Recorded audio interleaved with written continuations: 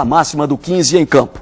No Guarani Futebol Clube também, muita expectativa, preparação final, tem gente entrando no gramado ali, quem sabe para dar sorte, para dar azar, eu não acredito, mas o técnico Wilson Tadei dentro de campo quer corrigir cada detalhezinho para o acesso ser confirmado amanhã.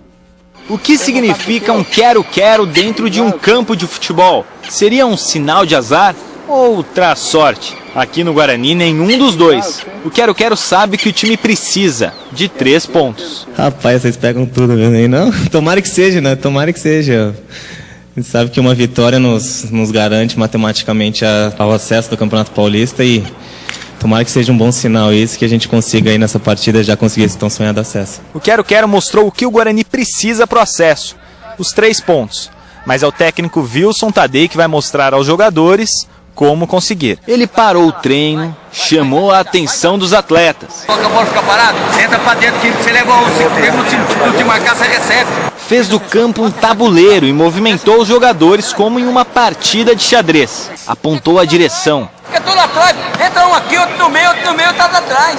O exigente professor estava atento, queria do jeito dele. Não vai em cima dele não, vai aqui, ó. O treino de hoje foi mais para correção de um posicionamento ali, foi mais para nos colocar ali no devido lugar. Para tentar acertar e tentar arrumar a equipe, o time da melhor forma. Na aula do professor Tadei, os titulares jogaram de colete. Neto voltou para a defesa. Jefferson e Dadá ainda devem ficar no banco. E Dairo como titular só no treino. Quem vai para o jogo é Fabinho. O time precisa de força máxima para enfrentar o Comercial amanhã. E também controlar a ansiedade. Dá aquele friozinho na barriga, mas a gente tem que se conter e saber que a gente não conquistou ainda esse acesso. A gente quer jogar o mais rápido possível, mas tentar tirar um pouquinho essa ansiedade, tentar deixar um pouquinho ela de lado para que a gente possa fazer os trabalhos que tem que ser feitos e tentando melhorar cada dia mais. Hoje pela manhã, o Wilson Tadei comandou mais um treinamento. Os jogadores já iniciam a concentração agora para a partida de amanhã, 4 da tarde, no Brinco de Ouro contra a equipe do Comercial.